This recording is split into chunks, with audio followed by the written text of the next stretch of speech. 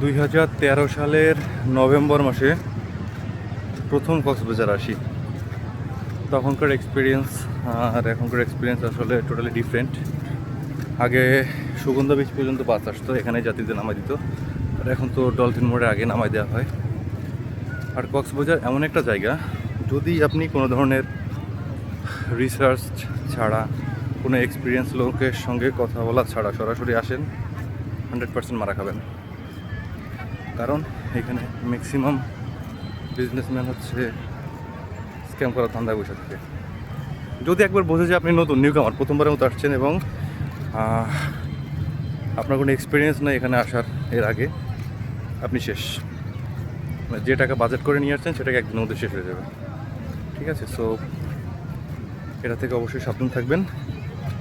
প্রচুর ঘুরুন, দেশকে জানুন, দেশের মানুষ সম্পর্কে জানুন এবং দেশকে দেশের বাইরে ছড়িয়ে দিন পজিটিভিটির মাধ্যমে। Thank you.